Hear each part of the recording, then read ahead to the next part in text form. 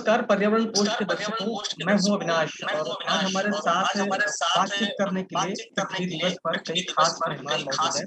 हमारे साथ मौजूद हैं पर्यावरणविद सौम्य दत्ता जी, साथ में मौजूद हैं राजकुमार सिन्हा जी। सबसे हम आज डिस्कस करेंगे कि आखिरकार जो विश्व धरती दिवस मनाया जा रहा है, इसके मनाने का क्या मकसद पूरा हो रहा है, जिस मकसद से इसे मनाए जाने की शुरुआत हुई थी। सबसे पहले मैं आऊँगा सौम्य दत्ता जी के पास, उनसे जानने की कोशिश करूँगा कि उनकी इसके प्रति क्या राय है? सौम्य दत्ता जी।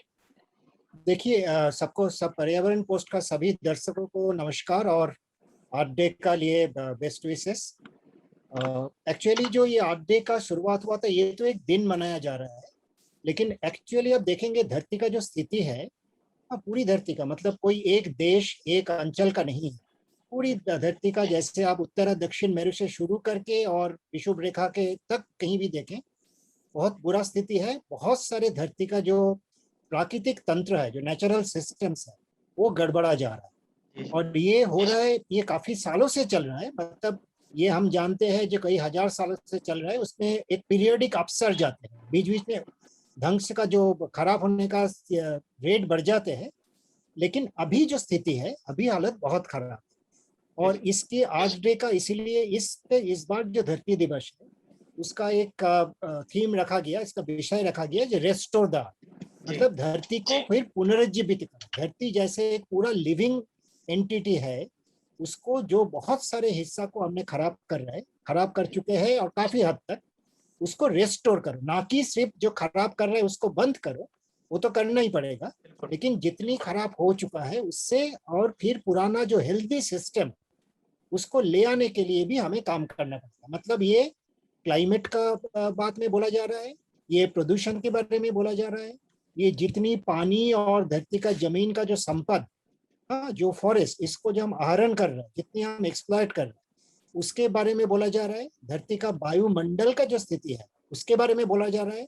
और साथ साथ धरती का जो हम बोलते हैं लिथोस्फीयर में, मतलब रॉक्स, मिट्टी, हवा, पानी, हवा, सब कुछ जल लेके तो पूरा लिथोस्फीयर और बायोस्फीयर है, इसी का स्थिति इतना खराब है। उसमें दो चार चीज मैंने इंडिकेट करूंगा।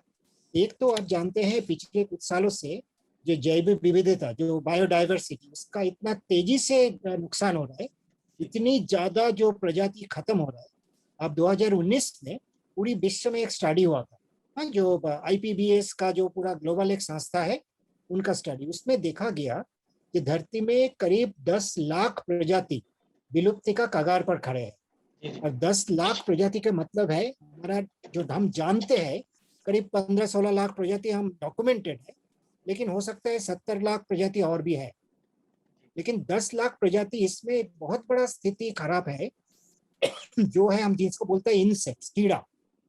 और कीड़ा का बहुत ज्यादा जरूरत है हमारे लिए भी। हम यदि बहुत स्वार्थपर भी होंगे, जैसे इंसान अपना स्वार्थ के बारे में ही सोचता है, हमारा जितनी वेजिटेबल्स एंड फ्रूट्स है, उसका सारे पॉलिनेशन कीड़ा करते हैं। हमारा धान गेहूं का तो नहीं करते हैं उतना कीड़ा, लेकिन जितनी वेजिटेबल एंड फ्रूट्स है, उसका पॉलिनेशन कीड़ा करता है पूरी दुनिया में। तो यदि कीड़े का जगत में बहुत बड़ा एक विलुप्ति का संकट खड़ा है, तो हमारा खाद्य संकट भी उसमें खड़ा हो, ये बहुत बड़ा संकट है। जल के लिए पूरी दुनिया में अभी देखा जा रहा है, जो आने वाले 2030 साल तक दुनिया का 75% हिस्सा जल संकट का सामना करे। यदि भारत का बात करें, भारत का लगभग 150 जिला हर साल जल संकट का सामना करता है। और भारत में जल का जो मिलना है, जितनी जल, शुद्ध जल मिलना है, शुद्ध तो छोड़ दीजिए, मैंने विशुद्ध जल तो छोड़ दीजिए, पानी मिलना, ये एक संकट खड़ा होता है। और ये हर गर्मी में हम देखने को मिलता है। यदि हम जंगल की बात करें, पूरी दुनिया का हम जानते हैं, जब से इंसान बड़े स्केल में एग्रीकल्चर शुरू किया, बड़े स्केल, तब से शुरू करके करीब 4000-5000 साल पहले से शुरू करके धरती का आधा से ज्यादा हिस्सा का जंगल हम काट के और जला के उड़ा दिया। अभी भी वो चल रहा है। जैसे रिसेंटली आप देखे हैं, ब्राजील में इंसान ने जबरदस्ती कर रहे हैं, ऑस्ट्रेलिया में, US में लाखों हेक्टेयर का जंगल क्लाइमेट चेंज के चलते जल रहा है, गर्मी का चलते जल रहा है, सूखा और गर्मी का चलते। आप यदि पूरी वायुमंडल की बात करें, जो क्लाइमेट का स्टेबिलिटी है, जिसके ऊपर ना कि हमारा पूरी दुनिया का खाद्य सुरक्षा क्योंकि खेती जो होता है उसमें पानी बरसेगा सही ढंग से तभी खेती होगा। और दुनिया का अभी भी लगभग 40% हिस्सा में बिना बारिश का पानी सही खेती नहीं हो पाता। नदी का पानी जिससे इरिगेशन करेंगे, सिंचाई करेंगे, वो भी बारिश का पानी से काफी निर्भर है, बाकी बर्फ के पानी से। तो गर्मी का स्थिति इतना बढ़ते जा रहा है, वहां नदी का जो बर्फ का पानी और बारिश का पानी दोनों में बहुत कमी आ रहा है। साथ साथ जो एक्सट्रीम इवेंट, मतलब आपदा, जैसे बड़ा साइक्लोन, बहुत हीट वेव, बहुत बड़ा तूफान, बहुत हेवी रेनफॉल, ये बढ़ते जा रहे। तो हर सिस्टम एक संकट में है। इसीलिए धरती को अभी रेस्टोरेशन के तरफ भी जाना है, ना कि सिर्फ ये ढंग से नीला जो चल रहा है इसको बंद करना है। ठीक है सर, अभी मैं राजकुमार सर से बात करना चाहूंगा और उनसे ये समझने की कोशिश करूंगा कि धरती को रिस्टोर करने की बात तो हो रही है, लेकिन वो कितनी बड़ी चुनौती है और ये कितना मुश्किल काम है आज के समय, आज के हिसाब से, जिस हिसाब से हमारी सरकारें, हमारे लोग काम कर रहे हैं, उस हिसाब से कितना महत्वपूर्ण और कितना मुश्किल काम है धरती को रिस्टोर करना। धन्यवाद। साथी देखिए, जो हमने विकास का पैमाना बनाया है, उस विकास के दौर में हमारी जो प्राकृतिक संसाधन है वो लगातार खत्म होते जा रही है। और जो हमारा लाइफ स्टाइल है, जो हमारा जीवन शैली है, नहीं लाते हैं, तब तक हमको रिस्टोर करने में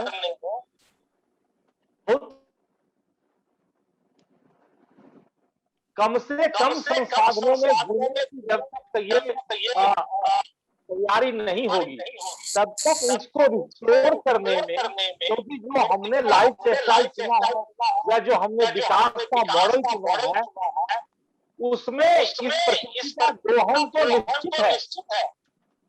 और जब दोहन करेंगे तो प्रकृति जो है सो खराब होगी और जो है सो ये रिस्टोर होना मुश्किल होगा।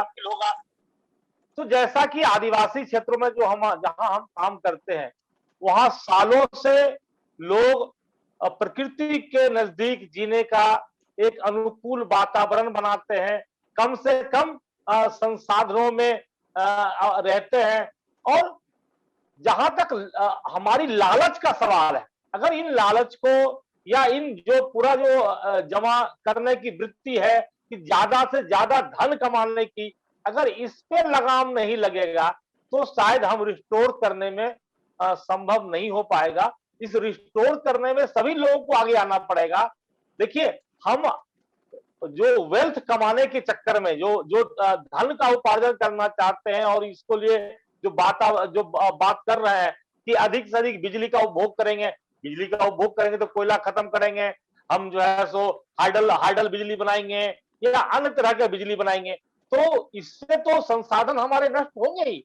ये जब तक हमारा जो हम नहीं कह रहे हैं कि बिल्कुल हम आज से 2000 साल 4000 साल पीछे चले जाएंगे, लेकिन हमारा कुछ एक सीमा तो बांधना पड़ेगा कि हमारी विकास की जो गति है, उस गति को अगर जब तक लगाम नहीं लगाएंगे, तब तक हम जो है सो इस प्रकृति को जहां अभी है और इसको रिस्टोर करने के लिए जो हमें ताकत और जो हमें प्रयास की जरूरत है, वो प्रयास उतना हमारा सफल नहीं होगा जब तक कि प्रत्येक व्यक्ति, एक आम आदमी जो ग्रामीण परिवेश में है वो तो कम संसाधन में जी लेता है, लेकिन जहां बड़ा बड़ा शहर है वहां के संसाधनों पे लोग पानी खींच के ला रहे हैं, वहां के बिजली खींच के ला रहे हैं, वहां के खनिज संपदा को निकाल रहे हैं और पूरा एक अलग दुनिया बना रहे हैं। तो उस दुनिया को बनाने वालों से विनती करनी पड़ेगी कि भैया, अगर इसको नहीं रोका जाएगा तो हम इस धरती को खो देंगे। क्या भारत में ये कामयाब होता दिखाई दे रहा है कि भारत में जिस तरह से एनवायरनमेंट को प्रोटेक्ट करने के लिए कदम उठाए जा रहे हैं, जो भी कदम उठाए गए हैं, क्या आपको लगता है कि वो धरती को रिस्टोर करने की दिशा में आगे बढ़ रहे हैं? देखिए, प्रयास तो किए जा रहा है, लेकिन सरकारी इच्छा एक तो जो हमारी सरकारी व्यवस्था है उसकी इच्छा शक्ति, और दूसरा आम इंसान इस क्राइसिस को कैसे देखता है, क्लाइमेट चेंज को देख रहा है, जो भयावह स्थिति बनी हुई है और जो उससे खतरे जो है, उस खतरे को आम जन को भी महसूस करना पड़ेगा। केवल सिस्टम समझ लेगा तो नहीं होगा। इसमें आम जन की भागीदारी, और हमें एक पॉलिसी लेवल पे ये निर्णय करना पड़ेगा कि हम कितनी मात्रा में कितना चीज का उपभोग करेंगे। जब तक इसका एक लिमिट तय नहीं होगा, तब तक जो है सो हम इसको रिस्टोर करने में सफल नहीं हो पाएंगे। इसलिए इसमें समाज के साथ साथ समाज को एक बड़ी भूमिका है। समाज के हाथ में ये संसाधन, और समाज जब तक इसका पूरा इस चीज को निर्धारण नहीं करेगा, इसको नियंत्रित नहीं करेगा, तब तक इस व्यवस्था के बूते ये काम नहीं होने वाले। इसमें समाज को आगे आना पड़ेगा। बिल्कुल, समाज को आगे आना पड़ेगा। और कहा जाता है कि किसी भी कार्य में अगर युवा उसमें जुड़ जाए, तो वो काम कहीं न कहीं एक तरीके से और आसान हो जाता है। हमारे साथ अविनाश जी भी हैं, जो अपनी राय रखेंगे कि आखिरकार आज के युवा में क्या ये बात आसानी से फैल रही है, पहुँच रही है कि हमें भी पर्यावरण को बचाना है, हमें भी क्लाइमेट चेंज को रोकना है, ग्लोबल वार्मिंग को प्रोटेक्ट करना है, धरती को गर्म होने से बचाना है। अविनाश जी। जी शुक्रिया। मुझे तो लगता है कि निश्चित तौर पे जो पिछले 3-4 साल से हम लोग जो देख रहे हैं कि युवा जो है वो खास करके काफ़ी ज़्यादा बात कर रहा है क्लाइमेट चेंज को लेके।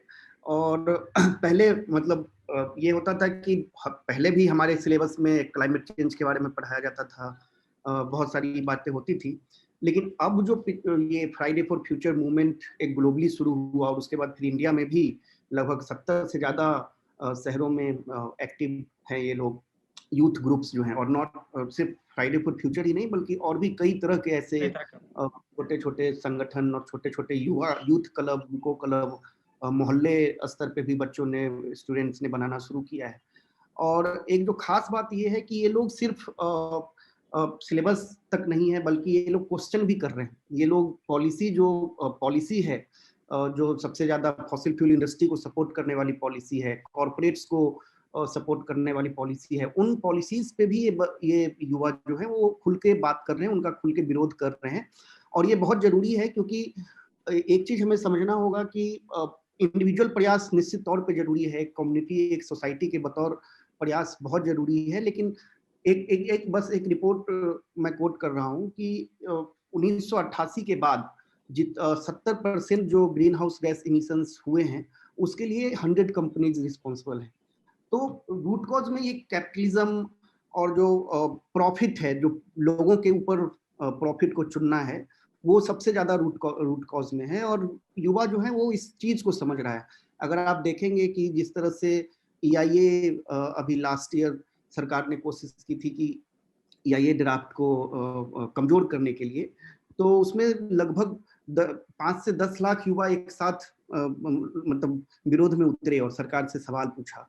और लगातार ऐसे आप देखेंगे कि कहीं पे भी अगर किसी भी तरह का इकोलॉजिकल डिस्ट्रक्शन होता है, मतलब मैं ये नहीं कह रहा कि पहले नहीं होते थे, पहले युवा नहीं होते थे, पहले लोग नहीं होते थे, पहले भी हमेशा से, चाहे वो नर्मदा बचाओ आंदोलन है, सौम्या दा और राजकुमार दा हैं यहाँ पे हैं, मतलब वो अच्छे से बता पाएंगे कि पहले भी ये लड़ाइयाँ होती थी इन्वायरमेंट की। चिपको आंदोलन हुआ, उस समय भी युवा थे, लेकिन अभी तादाद बढ़ी है और अवेयर हुए हैं। और खास करके जो शहरी युवा है वो थोड़ा सा रिस्पॉन्सिबिलिटी ले रहा है, तो वो एक सिल्वर लाइनिंग मुझे दिखता है। दूसरा, ऑब्वियसली मुझे लगता है कि थोड़ा सा इसको जो छोटे शहर हैं या गांव स्तर पे जो युवा है, उनको भी इस मूवमेंट में जोड़ने की जरूरत है। हालांकि वो लोग जहाँ जहाँ जन आंदोलन है, जंगल बचाने की लड़ाई है, नदी बचाने की लड़ाई है, वहाँ पे वो लोग पहले से ही ऑलरेडी लड़ाई लड़ रहे हैं और ज़्यादा अपफ्रंट पे आके लड़ रहे हैं। लेकिन उनको भी कैसे मेन स्ट्रीम जो सो कॉल्ड क्लाइमेट का डिबेट है उसमें लाने का मुझे लगता है कि जरूरत है। लेकिन हाँ, निश्चित तौर पे युवा काफ़ी जागरूक हैं और काफ़ी क्वेश्चन कर रहे हैं इस चीज़ को, और इस चूंकि उनको ये समझ में आ रहा है कि अगर वो नहीं, अभी ये लास्ट साइड जनरेशन है हमारा जब हम कुछ कर सकते हैं। थोड़ी सी होप है कि टेम्परेचर को हम थोड़ा सा लिमिट में रख सकें, नहीं तो फिर शायद नहीं होगा। और ऑलरेडी जो हम लोग सेफ लिमिट कहते हैं, हमारे देश, खास करके भारत जैसे देश में अगर आप देखेंगे, कोस्टल एरिया है या बहुत सारे ऐसे सुंदरबन है और भी बहुत सारे एग्रीकल्चर पे डिपेंडेंट जो कम्युनिटी है, वहाँ पे ऑलरेडी सेफ लिमिट हम लोगों ने क्लाइमेट चेंज का क्रॉस कर दिया है। और हर रोज हमारे ऊपर एक्सट्रीम वेदर इवेंट्स का, चाहे वो हीट वेव है, कोल्ड वेव है, हर चीज का हमारी जान जा रही है, हमारे इकोनॉमी को नुकसान वो ऑलरेडी हम उसके बहुत विक्टिम हो चुके हैं। ऐसा नहीं कि क्लाइमेट चेंज होगा और कुछ किसी एक दिन कुछ हो जाएगा, वो ऑलरेडी हमारे इकोनॉमी को, हमारे हेल्थ को, हमारी धरती को प्रभावित कर रहा बिल्कुल, है। ठीक उसी तरह से जैसे कि पिछले कुछ दिनों से जंगलों में आग लग रही है और लगती रही है। कई महीनों तक सरकार उसको रोक पाने में भी विफल साबित होते तरीके से दिखाई देती है, धराशायी हो जाती है। वो भी बारिश के भरोसे का इंतज़ार करती है कि कब बारिश हो, फिर वो आग बुझे, फिर जाके आगे का कार्यक्रम हो। सौम्य सर, एक सवाल और आपसे पूछना चाहूँगा। आपको मैंने एक रिपोर्ट भी भेजी थी, आपने उसके ऊपर बताया भी थोड़ा-सा कि प्रोफ़ेसर साहब हैं जो यूनिवर्सिटी ऑफ मैरीलैंड के, उन्होंने कहा कि 12,000 साल पहले से ही पॉल्यूशन जो है वो लगातार फैलाया जाता रहा है और आज के समय में वो थोड़ा-सा ज़्यादा हुआ है। मैं चाहता हूँ कि इसके ऊपर आप थोड़ा-सा प्रकाश डालें कि वो रिपोर्ट पूरी क्या है और आपकी उसके ऊपर क्या राय है? ये कोई नई बात नहीं है, ये रिपोर्ट आया है, ये अच्छा स्टडी हुआ है। लेकिन आप देखेंगे पिछले करीब 25 साल से पूरी दुनिया में इसके ऊपर, जो पूरी दुनिया का अलग अलग जो इकोसिस्टम, उसका स्थिति कैसे था और क्या क्या चेंज हुआ, इसके ऊपर जो स्टडीज हुआ है उसमें साफ दिखता है जब से लोग इंसानों ने जब से एग्रीकल्चर शुरू किया, जब से खेती का आविष्कार हुआ। खेती का आविष्कार हम जानते हैं एक जगह में नहीं हुआ। खेती का आविष्कार सबसे पहले तो जो फर्टाइल क्रिसेंट बोलते हैं, जो मेडिटेरियन सी का पूर्व हिस्सा में, लेकिन साथ साथ उसी को 2-3 हजार साल के अंदर भारत का एकदम पश्चिम में, मतलब अभी जो पाकिस्तान में है, साउथ एशिया में, और साथ साथ चीन का नीचे का हिस्सा में भी वो शुरू हुआ। ये रिकॉर्डेड देखा गया है, जो पहले का जो फसिल रिकॉर्ड, फसिल मतलब एकदम फसिलाइज नहीं, जो हमको पैलियो रिकॉर्ड बोलते हैं पुराना, उसमें देखा गया है कि तब से जितनी हमारा फॉरेस्ट था और जितनी दो चीजों में बहुत ज्यादा असर पड़ा, तीन चीजों। एक तो जितनी जंगल था उसको, जंगल को काटने से भी ज्यादा जला के खत्म करना, ये एक बहुत बड़ा सिलसिला तभी से शुरू हुआ। पहले बहुत कम था क्योंकि लोग भी कम थे और उनका रेट भी कम था। लेकिन दो चीज इसमें हिस्सा प्ले किया, एक तो एग्रीकल्चर, खेती, जो मैंने ये नहीं बोल रहा हूँ जो खेती छोड़ देना चाहिए, लेकिन जो हुआ है इतिहास में जो देखा गया। दूसरा, जब इंसानों ने खेती शुरू करने का, बड़ा स्केल में शुरू करने का साथ साथ ये एक पैकेज था, कुछ जानवर को बस पोष बनाया, मतलब डोमेस्टिकेट की, जिसमें भेड़, बकरी और गाय, तीन था। गाय जो वाइल्ड काऊ जो था, और उसको पोष डोमेस्टिकेट किया गया था, और हमारा इधर का जो जेबू बोल के जो वाइल्ड काऊ था, इन दोनों को पोष बनाया। तो जब भी ये हुआ, जब हमारा फूड सोर्स ये क्यों किया गया है, क्योंकि इंसान अपना खाद्य सुरक्षा देखने के लिए तब भी सोचे थे। तो जंगल में हंटिंग गैदरिंग करने से, खेती, थोड़ा बहुत खेती करना और पशुओं को रखना, जिसको जब भी मर्जी आप दूध पी सकते हो, जरूरत होगा काट के एक दो को आप मांस भी खा सकते हो, ये चले आ रहा है बहुत सालों से। तो जब से ये बड़ा स्केल में बढ़ते गया, करीब 11,700 साल पहले से ये दुनिया में फैलना शुरू हुआ। और हमारे जैसे दक्षिण एशिया में इसको पहला निदर्शन मिलता है करीब 9,000 साल पहले, जो बलूचिस्तान में मेहरगढ़ है, मेहरगढ़ में पहला इसको निदर्शन मिलता है। फिर धीरे धीरे दक्षिण एशिया के बाकी जगह में ये फैलता है। उसी टाइम आप देखेंगे वायुमंडल में भी, यदि आप ध्यान से देखेंगे, जिसको हाई रेजोल्यूशन ग्राफ है, जो हमारा कार्बन डाइऑक्साइड का मात्रा करीब 5-6 हजार साल पहले से कार्बन डाइऑक्साइड का मात्रा थोड़ा बढ़ना शुरू हुआ, जबकि टेम्परेचर थोड़ा कम हो रहा था, जो नेचुरल साइकिल था। लेकिन कार्बन डाइऑक्साइड का मात्रा थोड़ा थोड़ा बढ़ना शुरू हुआ, कारण बहुत बड़े पैमाने पर जंगल को जला के हम दो चीज कर रहे थे। तो खेत तैयार कर रहे थे और पशु का चारण भूमि बना रहे थे, क्योंकि जब आपके पास रखने के पशु है, आपको उसके लिए जंगल अच्छा जगह नहीं है, चारण भूमि जो घास होगा, घास, grassland, savanna type land, वो अच्छा होगा। तो ये दोनों तो चलते गया। साथ साथ जो इंसान का जो असर पड़ा है, जो पिछले 20-25 साल का रिसर्च में देखा गया, जिसको हम मेगाफोना बोलते हैं, बड़े जानवर जो 45 किलो से 100 पाउंड से ज्यादा, ऐसे चीज करीब 5,000 साल पहले से, और अमेरिकन कॉन्टिनेंट में तो करीब 11,000 साल पहले से, बहुत उत्तरी एवं दक्षिण अमेरिका में खत्म होना शुरू किया बहुत तेजी से। क्योंकि इंसान का हाथ में ऐसे कुछ टेक्नोलॉजी आया, एक तो जैसे बोला खेती, और उसके लिए मतलब गोचर, सिर्फ गो नहीं, मतलब ग्रासलैंड के लिए आपने जंगल जलाना शुरू किया।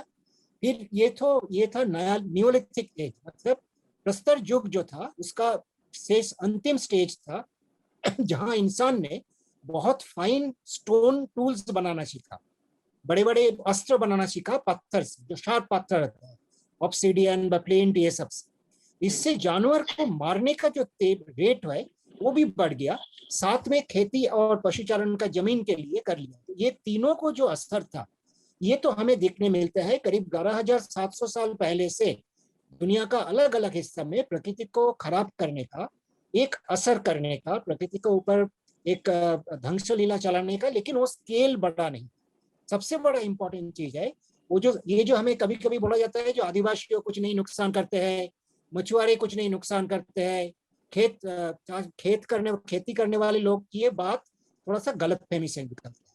नुकसान प्रकृति का जो नेचुरल स्टेट, उसको साधारण जो प्रकृति का स्टेट है उसको आप बदल दोगे तो आपको नुकसान करना ही पड़ेगा। जो खेती करते हैं नुकसान वो भी करते हैं, जो मछली पकड़ते हैं नुकसान वो भी करते हैं, जो बड़े उद्योग लगाते हैं नुकसान वो भी करते हैं।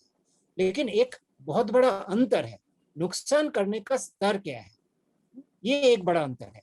मतलब 4,000 साल, मैंने जो बोल रहा हूँ 4 से 5,000 साल पहले से, जब धरती का वायुमंडल में भी कार्बन डाइऑक्साइड का मात्रा थोड़ा थोड़ा बढ़ना शुरू हुआ, जब आप देख सकते हैं जो धरती का जंगल का एक बहुत बड़ा हिस्सा खत्म होना शुरू हुआ, साथ में जो मेगाफाना, बड़ा जानवर का जो विलुप्त होने का जो एक सिलसिला चालू हुआ था, जो 4,000-5,000 साल पहले बाकी जगह में शुरू हुआ, और बहुत इंटरेस्टिंगली अफ्रीका में ये नहीं हुआ और भारत का हिस्सा में, दक्षिण एशिया में ये कम हुआ। इसका कारण है यहाँ इंसान बहुत पुराना दिन से रह रहे हैं और जानवर भी उनके साथ बहुत पुराना दिन से रहे, जो सबसे पहले अफ्रीका में। तो मतलब यहाँ जो जानवर इंसान के साथ बहुत सालों से, मतलब 1-1.5 लाख 2 लाख साल से परिचित थे, ये कैसे शिकार करेगा, कैसे काटेगा, उसको साथ थोड़ा परिचित थे। लेकिन जितनी नए जगह में इंसान गए, जो यूरोप में बाकी हिस्सा में गए, अमेरिका का जो जिसको न्यू वर्ल्ड बोलते हैं, अमेरिका का उत्तर और दक्षिण हिस्सा में, पहले उत्तर बाद में दक्षिण, ये सारे जगह में बड़े जानवर और जंगल, इन दोनों के ऊपर बहुत तेजी से असर।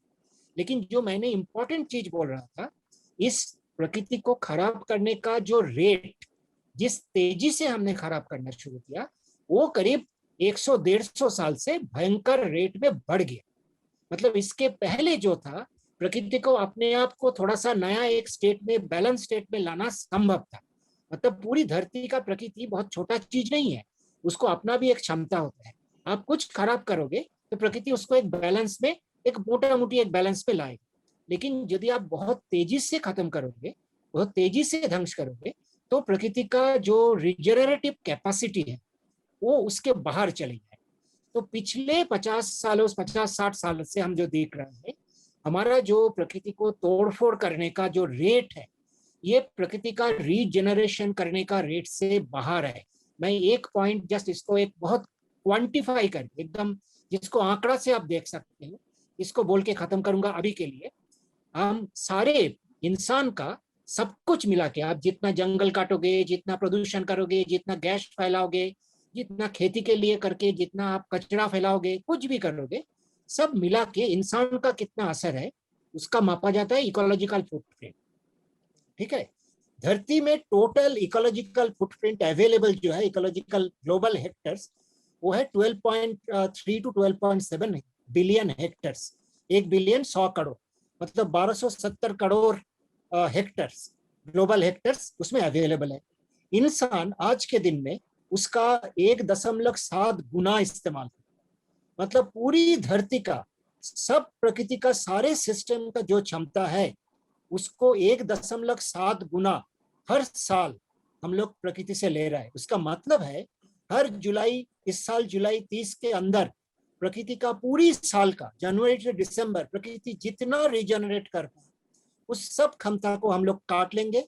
फिर जुलाई 31 व जुलाई 30 से प्रकृति को काट काट के खाएंगे। धरती का प्रकृति को रीजनरेट, मैंने उसका इंटरेस्ट से नहीं चलेगा, हमारा जो प्रिंसिपल है उसको काट के खाएंगे, ना धरती को काट काट के खाए। तो ये तो अनंत काल चल नहीं सकते हैं, धरती का कैपेसिटी ज्यादा है, इसीलिए आप काट पे भी खाओगे कुछ साल चल सकते हैं, लेकिन पूरी सिस्टम, पूरी तंत्र कोलैप्स करेगा। अभी हम उस कोलैप्स की तरफ बढ़ रहे हैं। इसीलिए हमें, जो राजकुमार भाई बहुत इंपॉर्टेंट चीज हमें ध्यान दिलाया, जो हम कितनी खपत करते हैं, कंजम्पशन, सिर्फ ऊर्जा नहीं है, सिर्फ खाना नहीं है, सिर्फ कितना कपड़ा नहीं है, सब कुछ मिला के हमारा कितना कंजम्पशन है, उसके लिए कितनी ग्लोबल हेक्टर हम ले सकते हैं। आज के दिन में यदि 780 करोड़ जनता है, हम जनता धरती में, हर के लिए 1.68 ग्लोबल हेक्टर मिल सकते हैं मैक्सिमम, उससे भी कम, क्योंकि जीव जंतु सबके चाहिए। और आज के दिन में एवरेज औसतन हम 2.78 ग्लोबल हेक्टर खा रहे हैं। तो जानवर कहाँ जाएगा, फॉरेस्ट कहाँ से लेगा, नदियां को कहाँ से चलेगा, धरती कहाँ से चलेगा? तो ये नहीं चल पाएगा। हमें पूरी धरती का जो कंजम्पशन सिस्टम, उसको बिल्कुल बदलना पड़ेगा। और ये सिर्फ इंडिविजुअल से नहीं बनेगा, इसके लिए इंडिविजुअल को तो अवेयरनेस करना पड़ेगा, लेकिन इसमें सिस्टम को जबरदस्त करना पड़ेगा। और इसके लिए जो सिस्टेमिक मेजर्स, वो बहुत ज्यादा जरूरी है। मैं अभी अविनाश जी से सवाल मेरा ये था कि आज के समय में क्लाइमेट चेंज हो या ग्लोबल वार्मिंग हो गया या प्रदूषण हो गया, क्या आपको लगता है कि कितने ठोस कदम उठाने की आवश्यकता है, या फिर जिस तरीके के कदम उठाए गए हैं अभी या सरकार ने उठाए हैं, क्या उन्हीं कदमों से हम इस एनवायरनमेंट को बचाने में सफल हो सकते हैं? एक तो मुझे लगता है कि अभी खास करके इंडिया जैसा जो कंट्री है वो ऐसे चल रहा है, 2 कदम आगे 1 कदम आगे 2 कदम पीछे। तो कुछ स्टेप्स लेते हैं, फिर वैसा 2 स्टेप ऐसा ले लेंगे कि फिर वो बैक टू सर्कल हो जाता है। जैसे कि मैं एग्जांपल देना चाहता हूँ, रिन्यूएबल एनर्जी का शेयर गवर्नमेंट कह रही है कि वो इन्वायरमेंट को लेके बहुत कॉन्शियस है और रिन्यूएबल एनर्जी का शेयर वो बढ़ा रही है। खैर उसमें भी प्रॉब्लमेटिक है, क्योंकि वो बहुत सेंट्रलाइज और कॉर्पोरेट मॉडल ऑफ जो रिन्यूएबल एनर्जी है उसको वो लोग बढ़ा रहे हैं। लेकिन एन उसी वक्त में ये अभी आप देखेंगे कोविड के समय जब ये पूरा रिकवरी का प्लान चल रहा था, उसमें उन्होंने फिर से कोल ब्लॉक्स को कमर्शियल कोल माइनिंग के लिए ओपन कर दिया, बहुत सारे कोल ब्लॉक्स को। और ये बहुत सारे जो डेंस फॉरेस्ट है सेंट्रल इंडिया के, मध्य भारत के, उसमें ये कोल ब्लॉक्स खुलने हैं। तो आप कंफ्यूज होंगे कि जो हमारे लोग ग्लोबली जाकर बहुत बड़ी बात करते हैं ग्लोबल प्लेटफॉर्म्स पे क्लाइमेट चेंज को लेके, जब वो वापस घर में आते हैं तो फिर से वही पॉलिसीज अपनाते हैं जो कि जाके अल्टीमेटली पॉल्यूशन को बढ़ाएगा, क्लाइमेट चेंज को बढ़ाएगा, हमारे जंगल को खत्म करेगा, हमारी पानी को खत्म करेगा। तो ये एक ऐसा स्थिति है। दूसरी तरफ जब लोगों की भी बात करें तो मतलब बहुत सारे आजकल बात होती है कि सस्टेनेबल लिविंग की बात होती है, लेकिन उसमें भी बहुत सिंबोलिज्म मतलब सिंबॉलिक ज्यादा अप्रोच है, ना कि पूरा का पूरा एक जो होता है कि माइंडसेट शिफ्ट हो गया लोगों का और लोग सच में सस्टेनेबल लिविंग को जी रहे हैं, ऐसा कम देखने को मिल रहा है। अब एग्रीकल्चर में आप देखेंगे, अगर एग्रीकल्चर की बात लें तो ऑर्गेनिक की बहुत बात होती है। मतलब आजकल ऑर्गेनिक बहुत फैशन में भी बन गया है, और उसमें भी अगेन वो बहुत एक्सेस जो ऑर्गेनिक का है वो काफी लिमिटेड रिच जो एलिट क्लास है उन तक है। जबकि अगर आप देखेंगे सेफ फूड जो है उसकी जरूरत, तो और खास करके कोविड के बाद तो ये बहुत जग जाहिर हो गया कि सेफ फूड हमें सबके लिए एक्सेस करना इम्पोर्टेंट है। लेकिन वो भी मतलब ऑर्गेनिक पे फिर आप देखेंगे बड़ी बातें हो रही हैं, लेकिन जो प्रैक्टिकलिटी है वो है कि ज्यादातर जो देश की आबादी है उसको पॉइजनस फूड ही अवेलेबल है, एक्सेस है। तो वो वही है कि 2 कदम आगे और फिर पीछे ऐसे करके चल रहा है चीजें।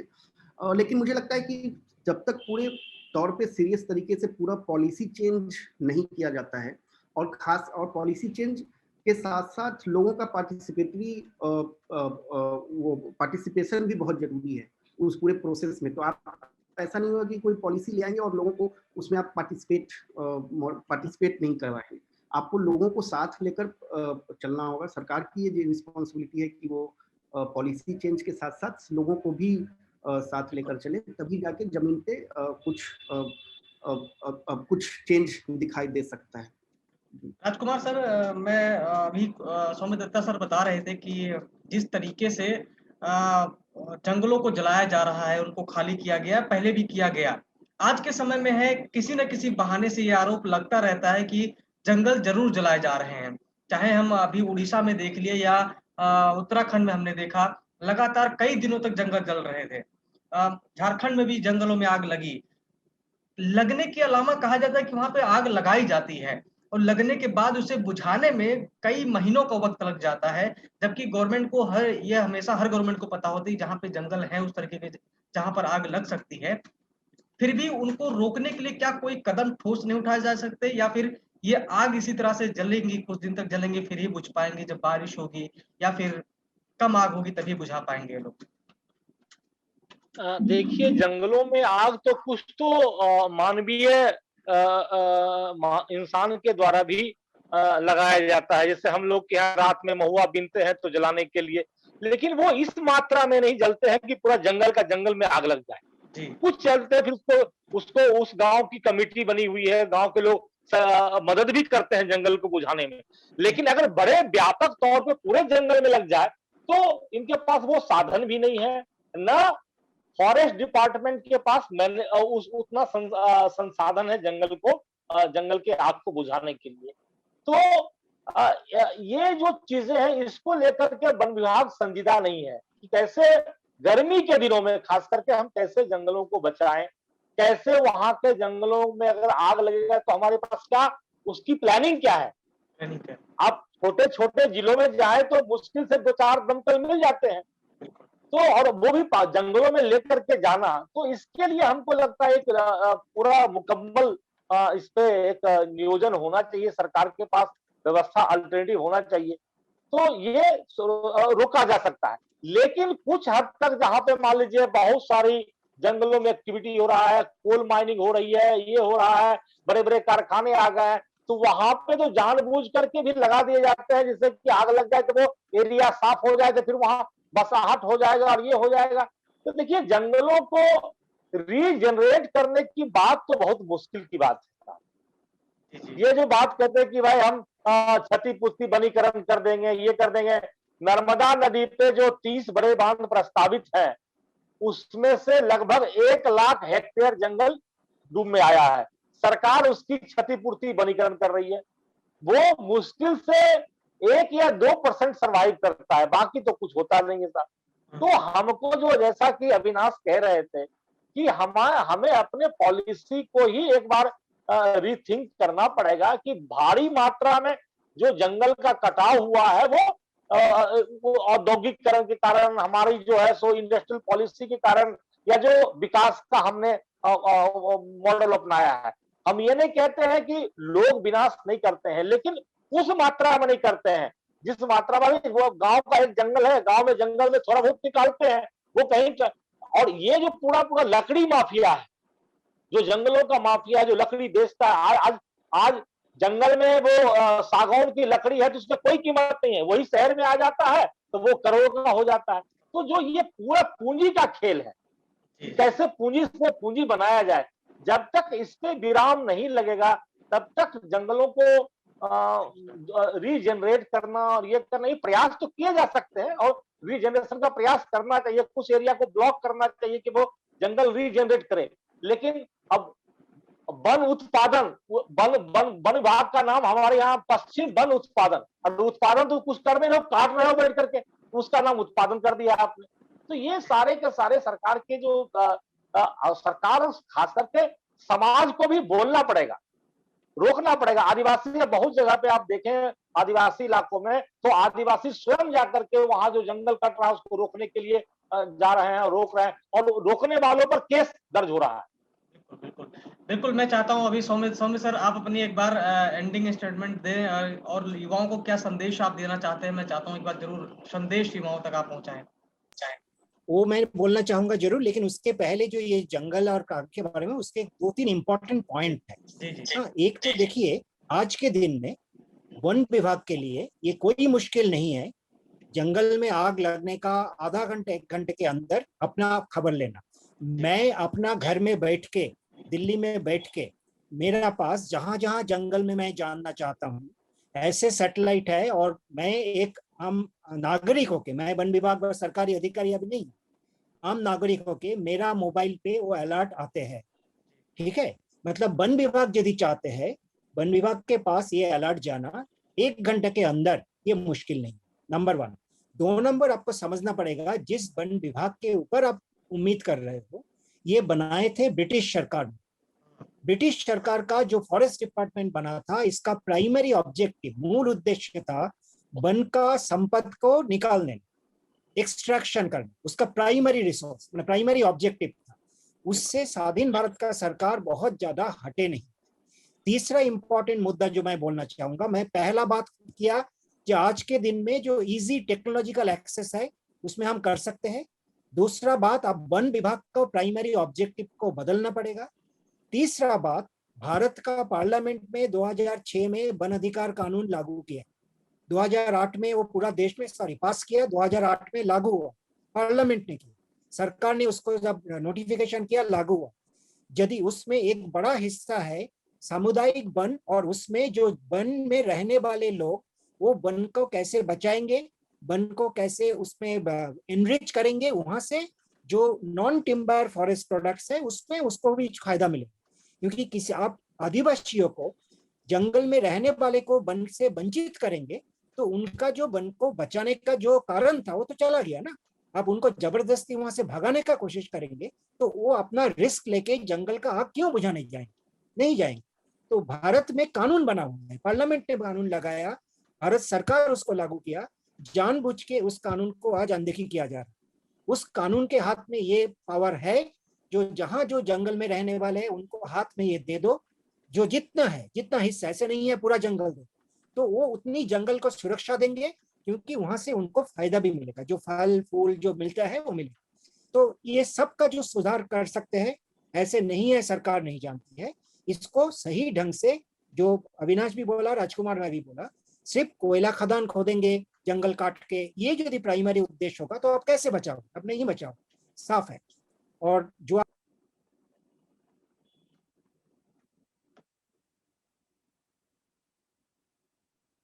चाहता हूँ ये है, आज के दिन में हम लोग तो, राजकुमार भाई व मैं, हम लोग तो एक जनरेशन जो हमारा, आप बोल सकते हो जो कुछ सालों में, 20 साल 25 सालों में हम खत्म हो जाएंगे, हमारा जनरेशन चला जाएगा। आज के जो युवा जनरेशन जैसे थोड़ा बहुत देखने मिल रहा है, सामने आ रहा है, क्योंकि आने वाले 20 साल में धरती भयंकर स्थिति का सामना करेगा, और वो आपको जनरेशन, वो आपको जमाना होगा, आपको पीढ़ी होगा।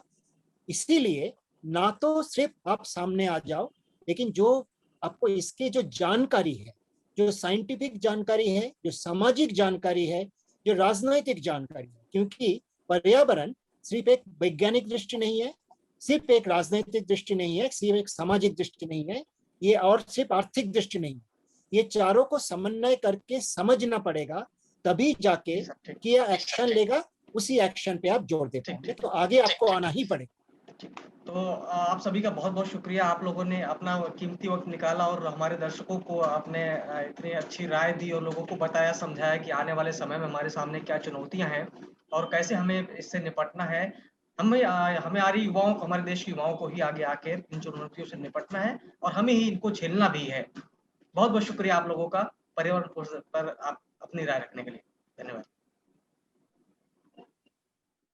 सब्सक्राइब करें पर्यावरण पोस्ट।